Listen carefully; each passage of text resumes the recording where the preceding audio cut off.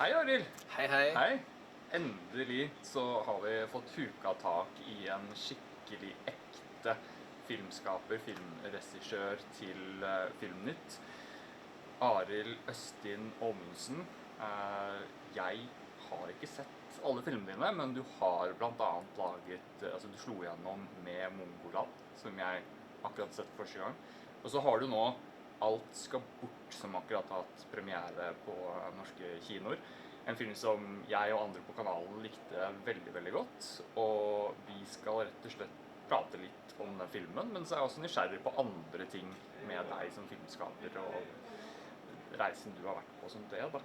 Så jeg tenker liksom det første jeg har lyst til å prate litt med deg om, er jo at vi har en film her som, når jeg så den, tenkte at dette her sikkert var en ganske personlig film. Det var jo... Jeg visste jo omtrent ingenting om dere som var involverte når jeg så den. Og så gikk jeg og så etterpå at du har jo brukt familie i filmen, og det er tydeligvis noe du har gjort før også. Og da tenkte jeg liksom mer og mer på, ok, men dette må jo ha vært en veldig sånn, sannsynligvis en veldig sånn personlig følelse, liksom hele prosessen da, å gå gjennom for deg. Så jeg vil egentlig vite litt om hvordan ble den filmen til? Altså, hva var det liksom begynte? Hvor kom ideen fra? Ja, hvor kommer det fra? Det kan jo være litt vanskelig å svare på, men det er litt sånn, i dette konkrete tilfellet så er det da Silje som spiller hovedrollen, kona mi, som hadde liksom ideen til denne filmen. Men den er også, der er noen andre ideer som har ligget der lenge, som på en måte får utløp i denne filmen, og jeg har lenge hatt lyst til å lage en gjenforeningsfilm. I gjenforeningssjangeren, det har jeg liksom prøvd på i 20 år, og har skrevet noen manus som av ulike grunner ikke har blitt noe av. Så når da Silje kommer med den ideen som handler om 3 søsken som gjenforenes i barndomshjemmet for å rydde ut etter en død far, så er jo det også en mulighet til å lage denne gjenforeningsfilmen.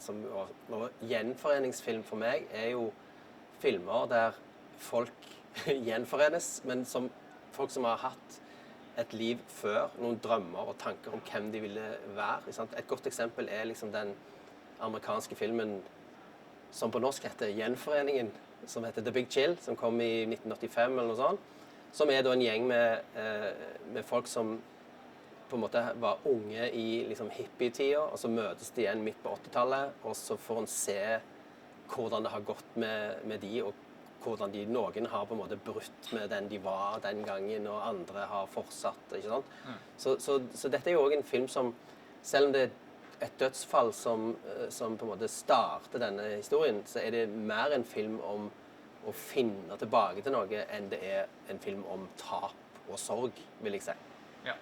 Nei, altså jeg vil jo da komme med en litt sånn morsom greie i forhold til det, fordi du nevnte det for meg, og når vi pratet så vidt før, altså i går, så sa du at du likte liksom å lage film som hadde et positivt menneskesyn, og som kanskje ikke var for ekstrem på en måte på en ting. Og når jeg skulle dra og se denne filmen her, så var det hadde hatt en ganske dårlig dag, altså, sånn på mange måter, og så sa foreldrene mine sånn, er du sikker på at dette er en god dag å se den filmen på? Jeg var sånn, jeg tror ikke det er en sånn type film, altså. For jeg hadde sett traileren en gang, så var jeg sånn, nei, jeg tror liksom det handler om vanskelige ting, men jeg tror det er en litt annen feeling på det, og jeg følte meg jo veldig mye bedre den dagen etter at jeg hadde sett filmen, enn det jeg gjorde før, da. Så det er jo et ganske bra bevis på det du sier da, at den klarer liksom å være humoristisk og ha en sånn feel-good-vibe på seg, selv om den tar tak i det som du sier, dødsfall og vanskelige familierelasjoner og ting som du kunne laget en film om de samme tingene som var sykt deprimerende, ikke sant? Ja. Og der er jo blitt laget en del filmer som har veldig liksom, fokuset på det vonde og sorgen og kranglingen og alt det der. Og det var jo ikke noe vi ville gjøre, men også fordi det, sånn som etter vår erfaring, så klarer du ikke å holde på den sorgen og den tunge følelsen så lenge. Altså, sånn, vi har jo i senere år, både meg og Silje, har jo mistet både slekt og ikke minst venner for For noen år siden så døde vår felles beste venn, skuespiller Vegard Hoel, i 2021, som var jo helt ufattelig trist for oss. Men det er klart at når begravelsen har vært, og du sitter sammen med de som har vært venner med han, så blir det fort humor ut av det. Sant? Altså, du ler mye, og så plutselig så begynner du å grine igjen, men det er mye latter og mye glede i å tenke tilbake på hvem den personen var, ikke sant? Nei, for oss så har det hele veien vært med denne filmen et ønske om å lage noe som gjør at du sitter igjen med en litt sånn en god følelse, da. Men det er nok veldig sånn, i den grad denne filmen den er ikke så personlig i forhold til konkrete ting i denne filmen, men det som kanskje er personlig, det er tilnærmingen til for eksempel sorg, da, som jeg tenker veldig sånn gjenspeiler hvordan vi oppfatter verden, og hvordan vi har vår omgang med folk ofte er kort vei til liksom lame ass humor fra liksom dypt alvor. Det går fort, liksom. Absolutt. Og det er jo noe som jeg har vært inne på mange ganger de siste årene når jeg har diskutert film med folk jeg kjenner, som har noen venner som er veldig glad i å se veldig, veldig mørke, dystre filmer. Og med en gang det er litt sånn mer balanse i det og humor og sånne ting, så blir de liksom irritert, da. Mens jeg er helt sånn at jeg tror jeg sliter liksom med den biten fordi livet er jo ikke sånn. Ikke sant? Det er jo ikke sånn at du som regel går, hvis ikke du er klinisk deprimert liksom, i evig tid, liksom, så er det jo ikke sånn at du går rundt med den samme sinnsstemningen hele tiden, og alt er jo ikke liksom likt rundt deg og sånne ting, da, selv om det kan være gøy med sånne kunststykker som har en sånn tone hele veien. Så er det, jeg responderer mer på en film som er litt sånn musikk, da, ikke sant? Som går i forskjellige toneleier og har mye variasjon i seg. Og apropos det, musikk er jo noe som er veldig viktig i denne filmen her. Er det liksom noe har du drevet liksom med musikk selv, spilt instrument, eller er det bare... Nei. Altså, jeg har aldri spilt noe instrument. Silje har jo vokst opp med klassisk musikk og spilte klassisk fiolin, til hun ble konvertert til litt mer sånn band-rockmusikk en eller annen gang i tenåra, og har jo spilt med Thomas Dybdahl både på plate og på turné. Men min interesse for musikk er ensidig. Altså, jeg skal ikke belemre noe med min spilling, da. Men det er klart at musikk er veldig viktig for meg, og i forhold til film, så nå har jeg jobbet med Thomas Dybdahl på nesten alle filmene jeg har laget. Og på denne filmen her, og vi har på en måte utviklet en måte å jobbe på der egentlig fra ideen til filmen starter, og jeg forteller det til Thomas, så begynner han å jobbe med musikk. Og i dette tilfellet, ingen unntak. Altså når han fikk vite hva dette kom til å handle om, at det er en far som har vært komponist, så var han først litt sånn intimidert av tanken på at han skulle lage musikk til en komponist. Helt til jeg minner han på at du er faktisk komponist, og du har vunnet Amanda for beste filmmusikk 2 ganger. Men når det løsnet, så begynte han å lage musikk i alle mulige sjangre. Altså liksom samtidsmusikk og minimalistisk musikk, reklamemusikk, popmusikk, som han spilte inn, og som ble spilt over på sånne gamle spolebånd. Så i denne filmen, når yngstes bror i denne familien sitter og lytter på farens musikk, så gjør han faktisk det. Altså, så det er en sånn luksus med å jobbe med en fyr som Thomas, da, som da involveres veldig, veldig tidlig, og har lyst til det. Og det gir jo noe til filmen, og det gir ikke minst noe til skuespillerne, at det er ekte, og at det finnes i rommet. Ikke sant? Ja, kult. Ja, for det er jo relativt vanlig å gjøre det. Altså, komponisten kommer inn først når du nesten har en ferdig klipp. Så det er jo gøy. Men jeg vil nesten prate litt med, for jeg er veldig interessert jeg er skikkelig nærhet på filmmusikk, og det er liksom det jeg alltid har likt best, er den der sammensetningen mellom lyd og musikk og bilder, liksom. Og det var en av de tingene som snakket veldig til meg. Altså, jeg kan ikke relatere meg fryktelig til karakterenes situasjon i den filmen, men det var veldig mange ting med hvordan filmen var laget og uttrykk i filmen som jeg responderte veldig på, da. Og det der med hvor mye musikken har å si for karakterene, men også hvordan det brukes i filmen, da. Jeg har bare lyst til å skryte av, jeg vet ikke om jeg har noen spørsmål om det egentlig, men når du kommer til liksom slutten av filmen, og du har den der scenen med Billy, som hun heter i virkeligheten. Hva heter hun i filmen igjen? Hun heter Anna i filmen, ja. Som da står og danser, ikke sant, og hører på den musikken sin, og måten liksom det blir et slags sånn emosjonelt klimaks i filmen, da. Jeg bare synes at det var så flott gjort, da. Ja. Spesielt for meg som responderer så bra på bruk av musikk i filmen, da. Det er veldig kjekt å høre, og det er også litt sånn, den scenen eller den sekvensen henger jo sammen med en sekvens litt tidligere i filmen. Og det som er kanskje litt gøy der, det er at det er jo en scene i filmen der hun, altså på en måte niesen til den yngste broren, som er komponist, har mistet troen, mistet kanskje evnen. Sammen så begynner de å lage musikk.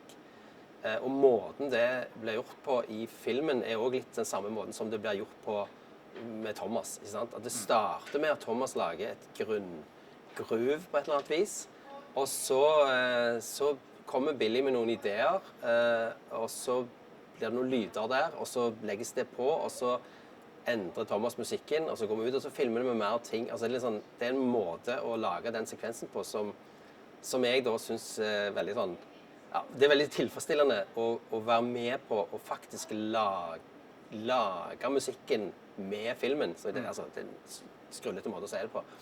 Men ja, og for meg også er jo det kanskje mange av de øyeblikkene jeg har med film, er jo knyttet opp til sekvenser der musikken er viktig, ikke sant? Altså, det er litt sånn, og dette er jo en sånn,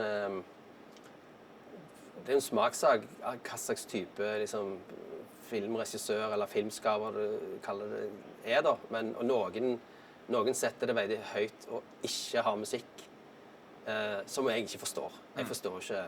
Jeg kan forstå det, men det tiltrekker ikke meg. For meg så må jeg ha kombinasjonen av bilder og musikk for at det skal være, ja, som det skal føles som jeg lager film da, rett og slett. Ja, for du tenker da faktisk i det ferdige produktet til slutt, at det er en del filmskap. Fordi det er veldig morsomt, for jeg så et intervju for et par dager siden, men det var i den Hans Zimmer-dokumentaren som kom på kino nå. Så har du Denis Villeneuve som lagde Dune og masse andre bra filmer, ikke sant? Han snakket om det. Han sa at han var sånn før, at han var motstander av å bruke mye musikk. Og så hadde han endret helt approach etter hvert, og i Dune så er det jo bare bombastisk Hans Zimmer-musikk hele veien, ikke sant? Så det er jo gøy å se da hvordan man kan endre liksom, feeling på det som filmskaper og sånn. Da. Men du har liksom følt det samme, du har hatt litt samme approach der, for jeg merket jo at det var veldig mye bra bruk av musikk, for min smak i hvert fall, da, i Mongoland også, som var den første spillefilmen din, liksom. Ja, på den filmen jobbet jeg jo med Jon Erik Korda, og vi fant jo vel ut av det, vi jobbet liksom på samme måten der også, at han lagde masse greier, og så, altså at det er liksom sånn, det er en pågående prosess det der med lyd og bilde, som jeg da, som gjør at det gir også min opplevelse med å lage filmen blir bedre, ikke sant? Fordi at i og med at jeg ikke kan spille selv, så får jeg da lov til på en måte å lage musikk med å samarbeide med komponister over tid og på en måte lure meg til å tro at jeg er med å lage den musikken. Ja, ikke sant? Ja, men jeg kjenner følelsen. Altså, jeg hadde senest i dag så ble jeg ringt opp av en kompis som barndomsvenn som jobber med å lage musikk til film og TV og lyd og sånne ting også. Og jeg har liksom ikke snakket med han på veldig lenge nå. Og så plutselig så ringte han meg, og så nevnte jeg liksom et sånt lite prosjekt jeg holdt på med, og så plutselig så begynte vi å prate om akkurat det du sa, noen prosess med hvordan man liksom lager musikk, og han var sånn mest vant med det å legge på musikk etterpå. Og jeg sånn, ja, men jeg synes det er litt mer gøy å liksom leke hele veien med det, og det er kult å begynne å liksom tenke allerede nå, selv om ikke jeg skal filme noe på lenge og sånn, så kan vi jo snakke om hva du kan begynne å eksperimentere med og sånne ting. Så jeg synes det er veldig kult at du liksom kommer med de samme tankene. Og det som en bonus til det, som jeg i hvert fall har brukt en del ganger, det er jo at hvis du har musikken i forkant, om man ikke helt ferdig, så det også en snarvei til å få de andre som skal være med og lage filmen, både skuespillere og alle til å liksom skjønne hva stemning du går etter. For det en ting som er enormt viktig i film, men som greit vanskelig å snakke om. Det liksom, hva tonen i denne filmen? Og det snakker meg og Thomas masse om. Og det, for eksempel det du nevnte nå med balansen mellom humor og melankoli og sånn. Så sånn, du kan si det. Jeg ønsker å balansere melankolien opp mot humor og sånn, men tone er vanskelig å kommunisere med ord, men det er lettere hvis du har noe musikk du kan bruke. Og noen ganger så bruker vi musikken på sett, bare rett og slett for å gi skuespilleren en følelse av hva de er med på. Da. Ja. Jo, også, det var en siste ting jeg ville gå inn på med familien din. Altså, jeg lurer litt på hvordan, altså når i prosessen, du sa jo at ideen her kom fra Silje, da. Så da regner jeg jo med at hun på en måte var med hele veien, men på hvilket tidspunkt er det liksom du bestemmer her at du skal bruke familien din så mye i filmen? Er det fra starten av hele veien, eller kommer det liksom karakterene først, og så finner du ut at de passer til de rollene? Ja, for det første så er det jo en litt sånn spesiell bakgrunn i forhold til meg og Silje, fordi jeg lagde min første liksom, ordentlig kortfilm i 1996. Da kastet jeg Silje som skuespiller. Da var jeg 17 år, hadde ikke fylt 18 år. Og så, da kjente jeg henne ikke, men så jobbet vi sammen. Hun var på min neste kortfilm, så var hun regiassistent, og så var hun skuespiller i Mongoland, og så var hun skuespiller i Monster Torsdag, og vi jobbet sammen i 9-10 år før jeg plutselig sa det var en sånn filmatisk opplevelse faktisk, da jeg våkner midt på natta og er sånn jeg elsker Silje. Ok, det er gøy. Ja, det var litt sånn, og jeg hadde ikke tenkt på det i det hele tatt. Men da måtte jeg bare fortelle det til henne, og så sier hun liksom, men vi er alt for gode venner til å ødelegge dette med den slags, så la oss få det under kontroll og alt det der. Men så ble vi kjærester da. Ja. Men for oss er jo det å jobbe sammen det første vi gjorde. Sant? Så det er jo liksom, det utgangspunktet for hele vår relasjon er at vi jobber sammen. Så nå har vi jo nå i de siste årene gjort litt sånn der vi lagde en film som heter Totter i sommeren vi var alene, der Silje var med på regi og ikke var foran kamera, og det samme med en TV-serie som heter Evig og Alltid, som vi lagde for noen år siden, der meg og Silje hadde regi sammen. Nå var det, altså det at hun skulle spille en av hovedrollene i denne filmen, ble veldig sånn naturlig for, ja, nei, det var, hva skal jeg si, det føltes bare rett da. Og så, ja, det var det jeg har å si om det. Men har du det siste ting på det, men har du da det liksom i hodet hele veien mens du skriver manus? Ja, det som kanskje er mer gøy å snakke om, det er at jeg har jo aldri prøvefilmet noen skuespiller noen gang til noe jeg har lagt. Både antagelig fordi jeg synes det er en utrolig sånn vond situasjon for de, altså å sette noen i, men jeg bestemmer meg jo ofte for hvem jeg har tenkt å kaste mens jeg sitter og skriver, sånn at jeg vet hvem jeg skriver den scenen til. Så for meg, enten det er familie eller hvem det er, så er det ofte en sånn tanke veldig tidlig på hvem skal spille denne karakteren, og så formes det liksom underbevisst til sånn som jeg kjenner den personen. Så det er liksom bare en arbeidsmetode som, ja. Nei, altså, folk har, altså, det er jo, jeg husker jo at jeg ble veldig lett irritert når jeg var ung på at, altså nå mener jeg sånn, når jeg var tidlig tenåring og sånn, da hadde jeg lyst til å begynne å prøve å lage film og sånn, at folk skulle fortelle meg at det var så tydelige regler på prosess, liksom. Ja. Fordi det er jo veldig tullete. Altså, det er selvfølgelig, når du skal lære, så må du jo lære noe sånn grunnleggende på hvordan ting funker. Men jeg ble veldig lett irritert hvis noen sa, nei, men du skal gjøre det i den rekkefølgen, eller du skal tenke sånn først. Og sånn. Så jeg synes også det er veldig gøy å høre liksom, de individuelle prosessene. Ja, og det kan jeg si veldig mye om. Og det er at jeg også, altså når jeg startet så vidt å lage film, jeg husker ikke helt når, men du plukker opp et eller annet VHS-kamera og begynner å lage noen greier, og så har du en idé om at når du blir voksen, så skal du lage film på sånn ordentlig måte, med alle de funksjonene som trengs og sånn, og det holdt jeg på med i noen år.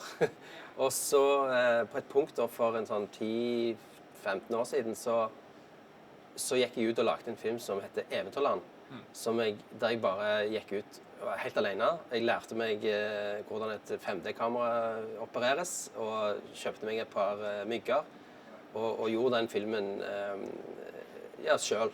Og det er jo sånn som ungdom lager film. Og det er litt sånn som at når du er ung og du studerer, så bor du på hybel sammen med masse andre folk, og det er veldig kult, og så blir du eldre, så får du gjerne en leilighet, og så til slutt så kjøper du kanskje et hus.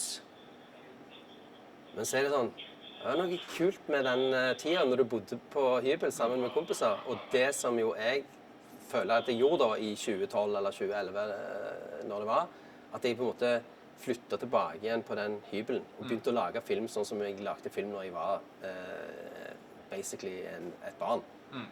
Og det har jeg fortsatt med, og jeg trives veldig godt med. Ja, det er alltid gøy å høre folk som lager liksom, film som kommer på kino, som har den tankegangen. Altså, jeg synes jo det er veldig lett å liksom låse.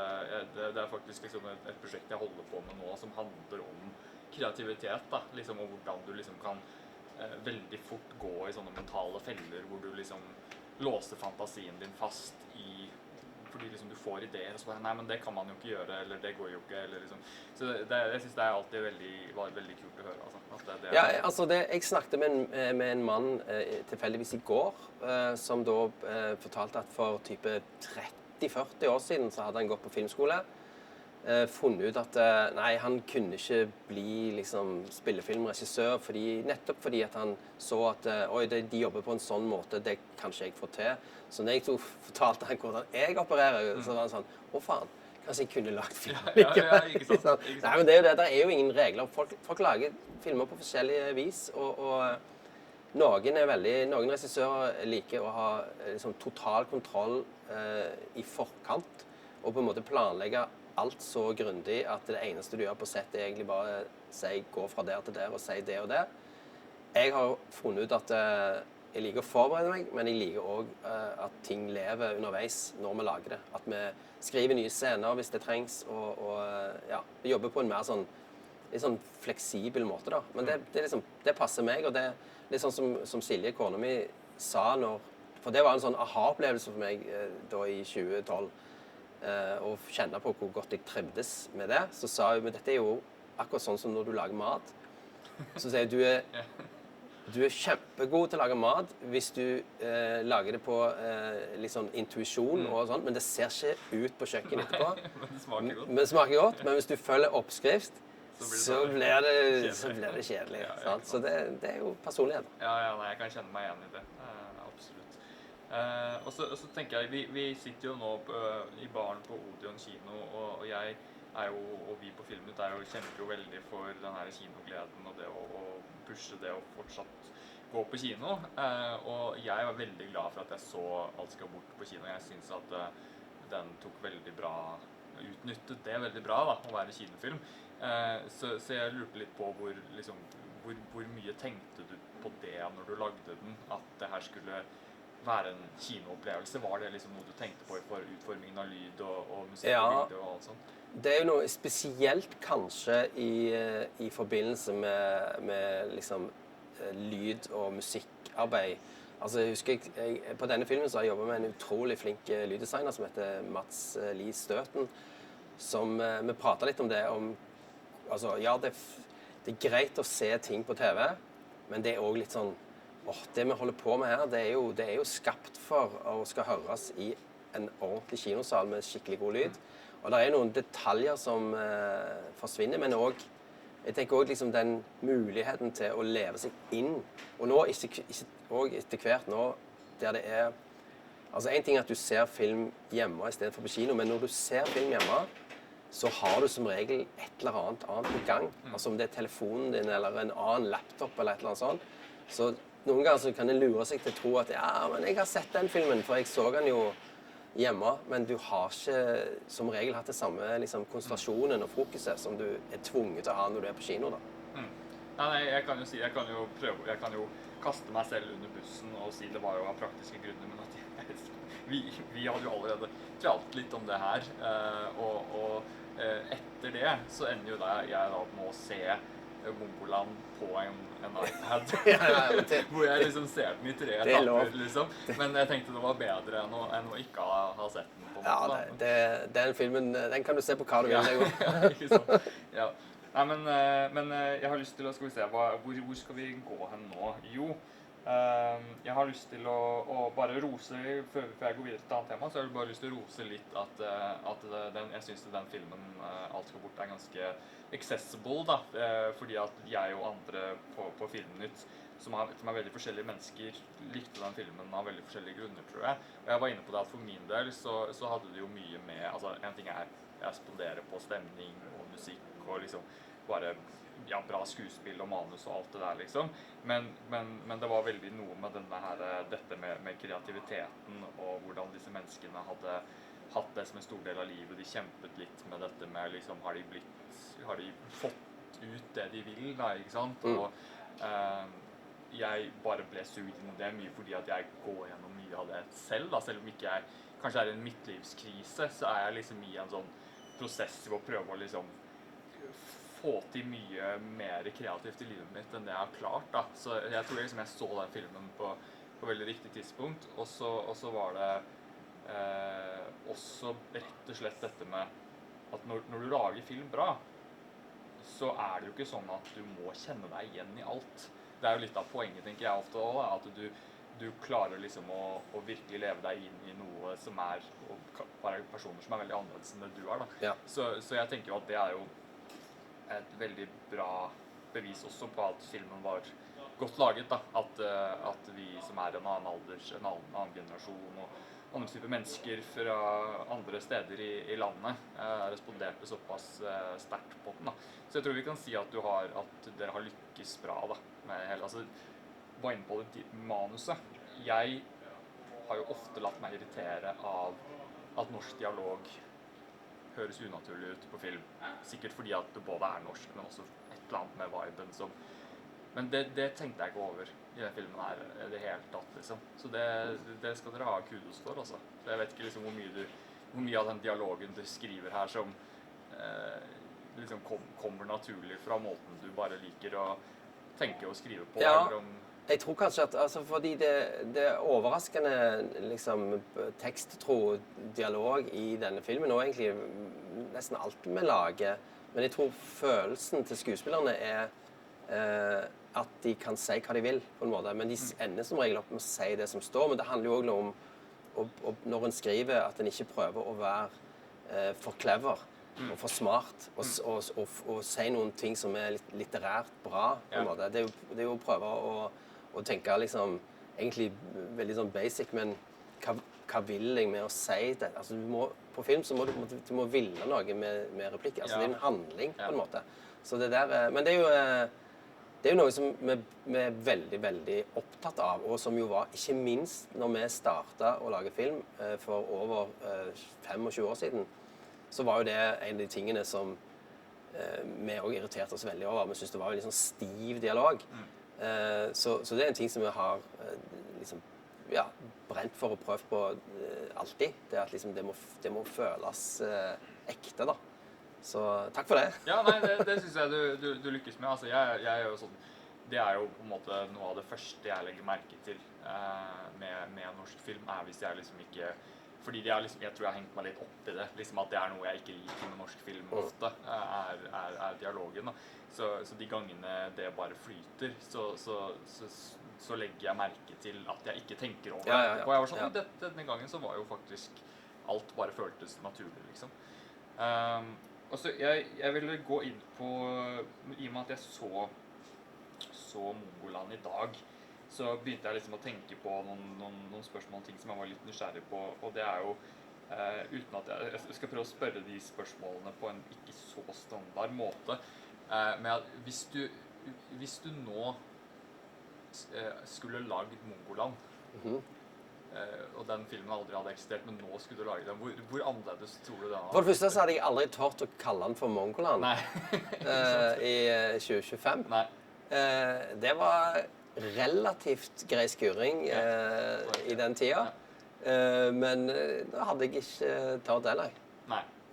Det kan en mene hva han vil om. Men ja, nei, Det er jo litt vanskelig å svare på. Men den filmen er jo sånn at den har jo nå fått et sånn... Altså, det var en film som i de første årene etter jeg hadde lagt den, så tenkte jeg liksom, jeg må liksom komme meg videre og liksom ikke snakke om den filmen. Men da, det har blitt en film som, i og med at det har blitt en slags sånn der, i senere tid, nærmest en slags kultfilm som blir vist hvert år på cinematekene i Trondheim, Oslo, Bergen og hjemme i Stavanger. Og det kommer nye publikummer til. Nå sist jeg var på en visning, så var det jo mer folk som var rundt 20 enn på min alder, ikke sant? Så det er en sånn, det har blitt en film for meg som, det er nesten som om jeg ikke lenger har lagt den filmen. Nei, ikke sant? Og det er liksom blitt en... Og det er ikke alle forunt, tror jeg, å oppleve det, at du lager noe som på et eller annet vis lever i en eller annen form for... altså, den har et liv, da. Så den... og jeg synes jo også, for meg så er det jo selvfølgelig... eller for oss så er det jo også veldig sånn... Det er jo nostalgisk å se på det, fordi det er jo de samme folka, mye av de samme folka jeg jobber med, bare at de var liksom ganske mye yngre. Ja. Hvis du skal snu på det da, hvis du for 25 år siden hadde sett Alt skal bort, hvordan tror du hadde respondert på den da, hvis det var den samme filmen, og det var noen andre som laget den? Altså, jeg var en ganske sånn gammel sjel, og alltid vært det. Så jeg tror nok at jeg tror jeg likte den filmen. Fordi, for så mye endrer seg ikke da, sant? Og igjen, den filmen som jeg refererte til i starten, altså den The Big Chill, den så jo jeg når jeg var 16. Og det var jo en film om midtlivskrise. Jeg elsket den filmen da. Så jeg vet ikke, det er vanskelig å si, altså.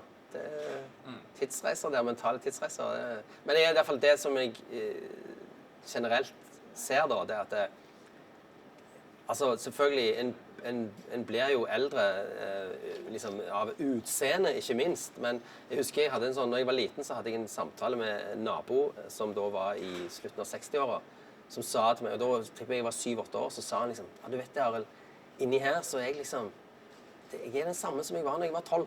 Sant? Der er mye sant i det. Sant? At, og spesielt kanskje hvis en, sånn som meg da, som er så heldig at jeg omgir meg med liksom kreative skrullinger i alle aldre, sant? Og så blir du liksom aldri ordentlig voksen. Så, og på denne filmen så hadde jeg med meg en som heter Selma Dybvik, som var hun var alt mulig. Hun var 23 år, og det var en sånn enorme glede for oss, som er litt sånn dobbelt så gamle, og kjenne at men vi kan faktisk kommunisere med humor. Hun lo av de samme tingene som oss, og det er sånn, jeg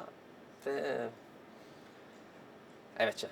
Nei, jeg skjønner hva du mener. Altså, det er jo noen ting som går veldig på tvers av generasjoner og alt sånt. Altså, jeg har også møter folk på min egen alder som jeg ikke skjønner meg på overhodet. Jeg har venner som har kjent hele livet på min alder, som jeg ikke egentlig skjønner meg på helt tatt. Altså, kan jeg møte folk som er 20-30 år eldre enn meg, som jeg klaffer på veldig mange ting på samme tid. Altså.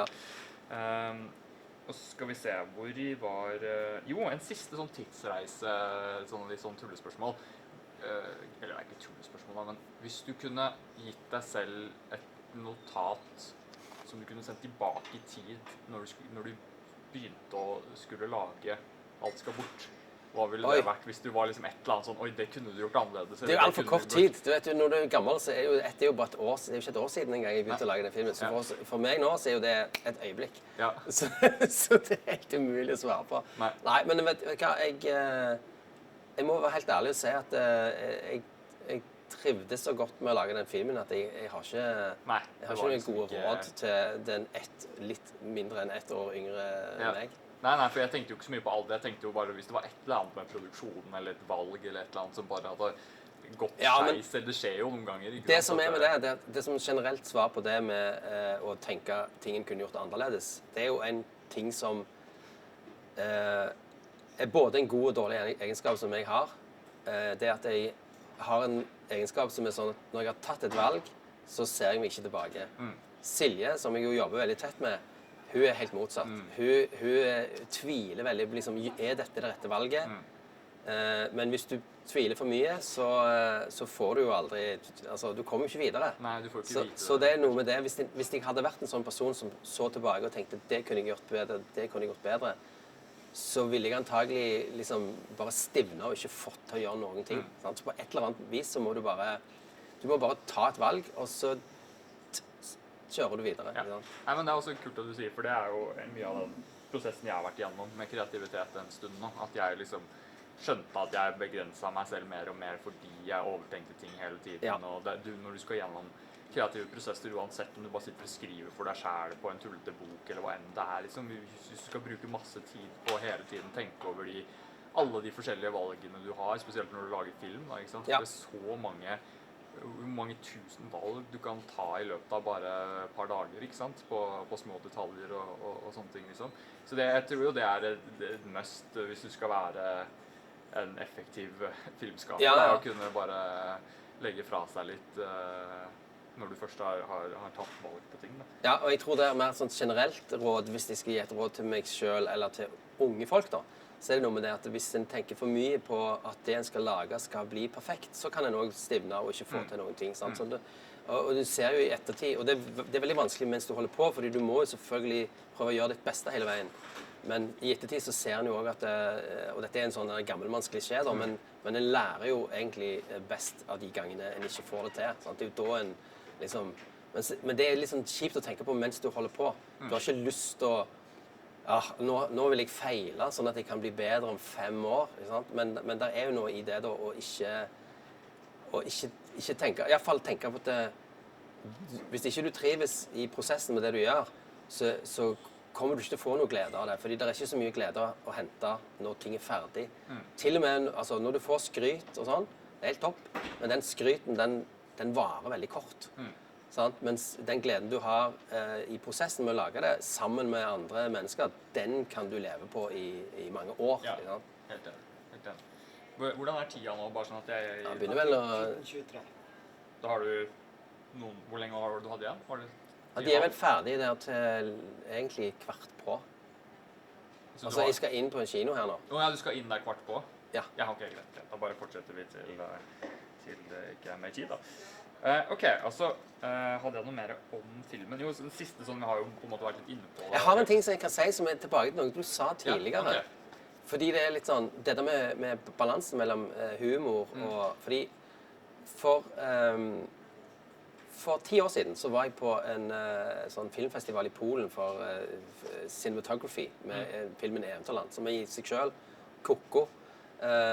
Min første film som fotograf ble tatt ut i den festivalen, ja. Men poenget på den festivalen så ble det vist en film fra 1984 som heter The Right Stuff, som jeg er superfan av, alltid elsket. Regissøren Philip Kaufman var i Polen, altså det var en slags 30 års revival av den filmen. Skuespillerne var der, fotografen var der og sånn.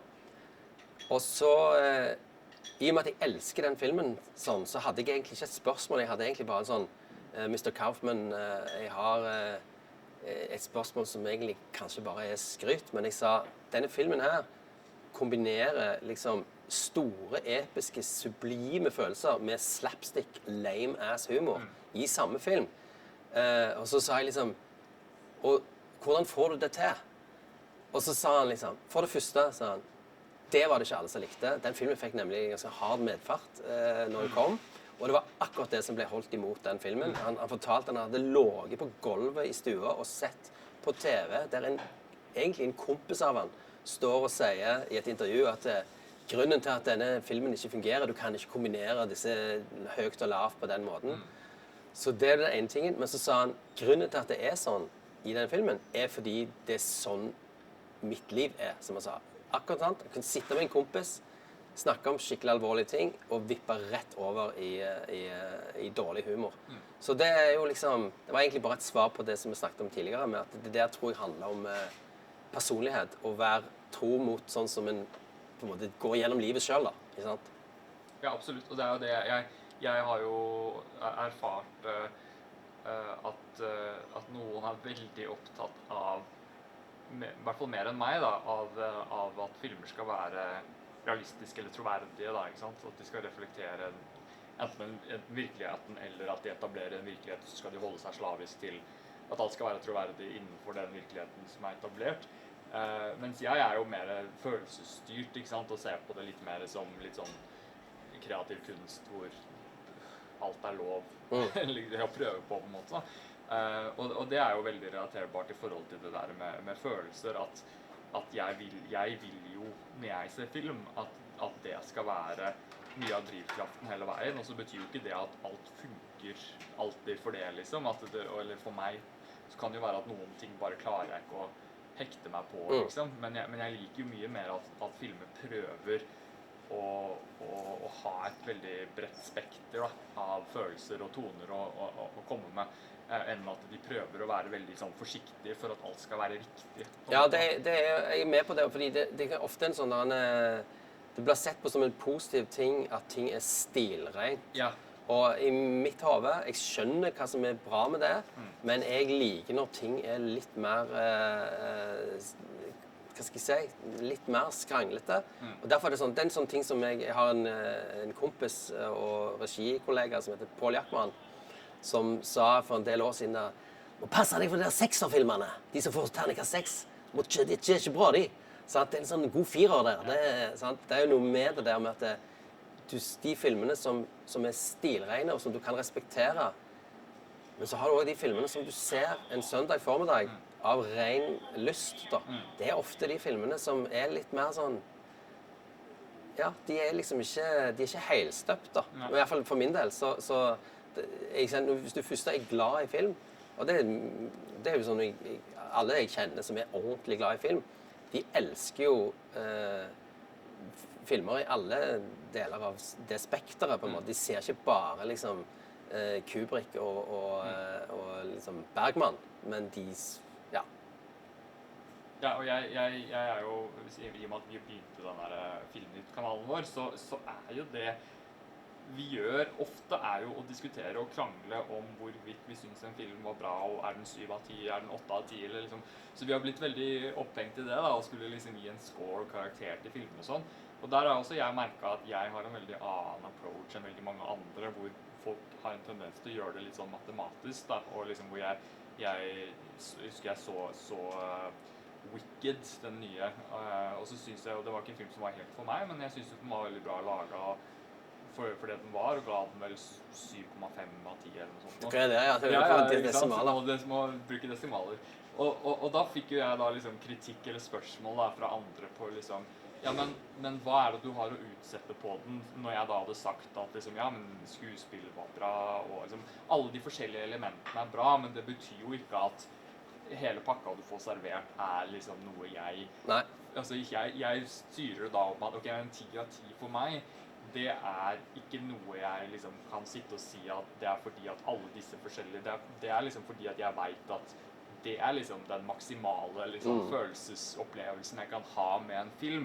Det det toppen, det det jeg har opplevd, liksom. Ja. Og hvis en film da og som man sier da, stilrent, perfekt raget og alt det der, men ikke i nærheten av å røre den delen av meg så sterkt, da, så kan jeg jo uansett ikke sitte der og føle at det riktig å gi den 10 av 10 da.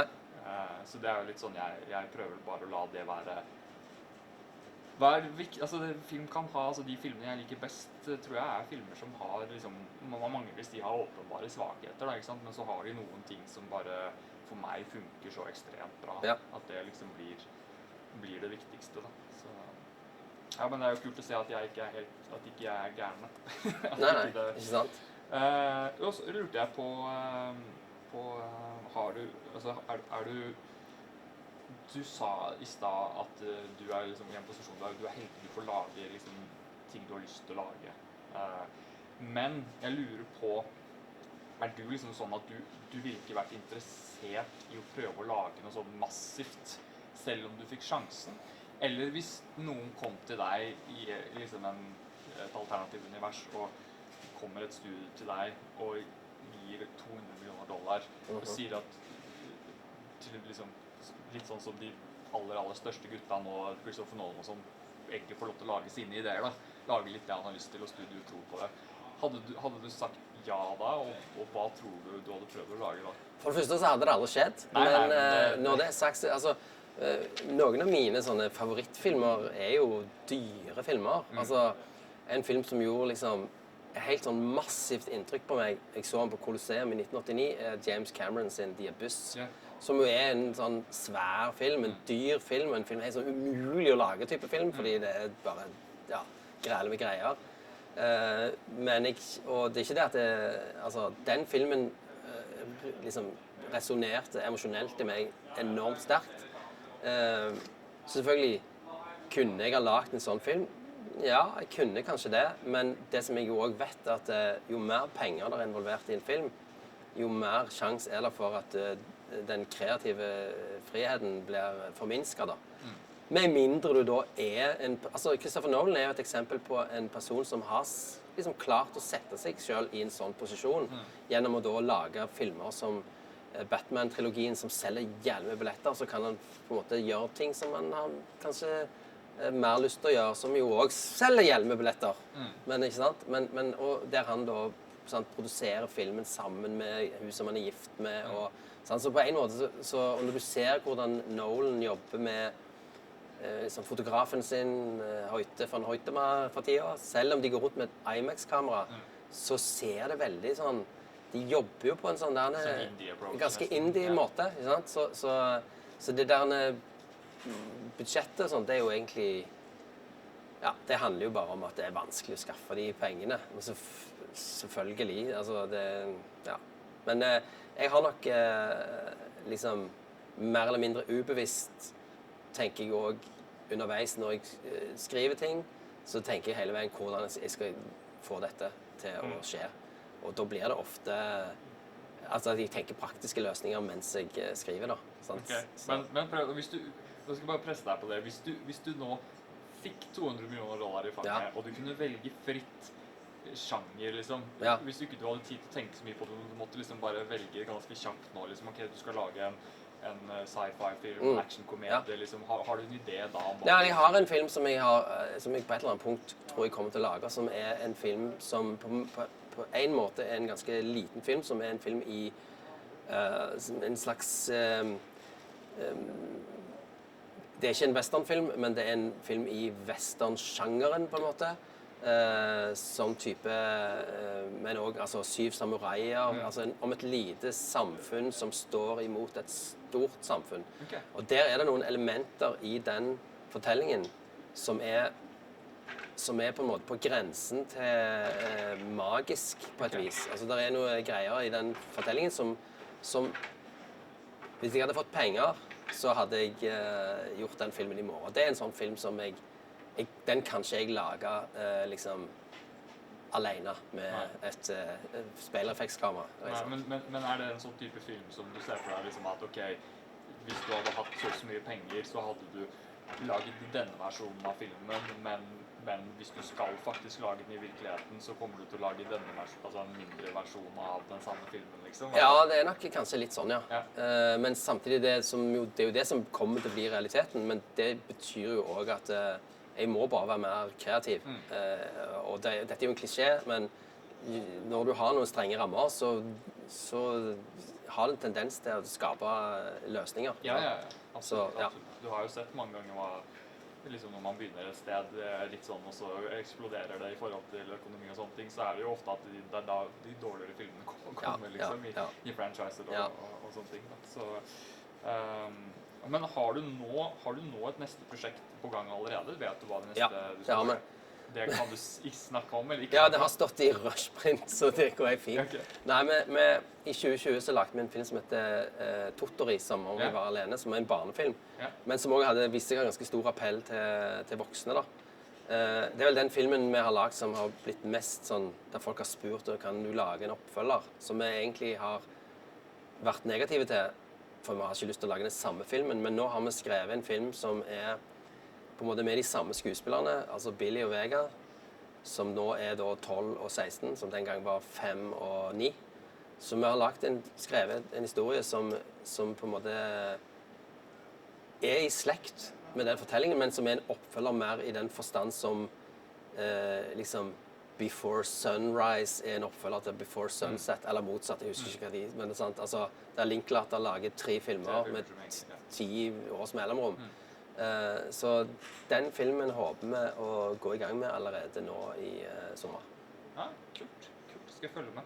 Siste spørsmålet skal være et litt sånn småkjipt, betent spørsmål i forhold til bransjen nå i dag, og det er, vi har vært gjennom nå liksom mange lag med musikk og manus og alt mulig. Og har du en sterk mening om bruken av AI i filmen, liksom? Og er det liksom, hvordan ser du på det? Ja, altså det jeg tenker, så lenge det på en måte brukes klokt, så da har jeg ikke noen spesiell formening om det, men det som jeg tenker, det verste med det er jo at den kan stå i fare for å snyte seg selv for det aller beste i livet, nemlig å lage ting.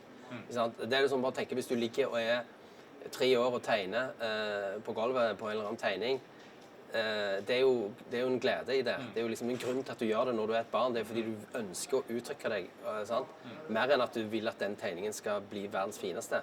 Så hvis den på en måte bare kan få kunstig intelligens til å gjøre det for deg, så blir det jo... Det er jo litt sånn som i filmen Wall-E. Sant? Da blir vi enda tjukkere enn dette, og så bare ser vi på ting. Så det er nok det jeg tenker mest, at så lenge en bruker det liksom for å booste liksom det en lager, så er jeg helt for. Det er ikke noe valg, du må bare liksom omfavne det, men jeg tenker at en kan snyte seg selv for de gode opplevelsene med å la AI gjøre det for deg. Jeg er helt enig, og jeg tenker jo litt sånn at det er viktig å bevisstgjøre hele veien på at hvis du lager noe bra med AI, så er jo det som regel bra fordi AI-en kopierer noe som noen har laget en mange ganger, ikke sant? Sånn at det blir en videreføring. Og at du har liksom den her jeg skal jo si at jeg har jo dratt veldig nytte av hvordan AI kan speede opp visse ting, og jeg tenker at det er jo kanskje den morsomste tingen med det, at det er liksom ting som er sånn drittarbeid liksom. Kan du få folk som ikke har masse tid, penger, ressurser og sånn, så kan du plutselig få et liksom et utkast av et langt manus til å være liksom ferdig, og så kan du gå inn og pusse på det med dine personlige greier og sånne ting. Så. Men nå har vel tiden kanskje løpt fra ut, men det var utrolig kult. Og masse god prat. Takk. Takk for det. Nå skal du hoppe rett inn i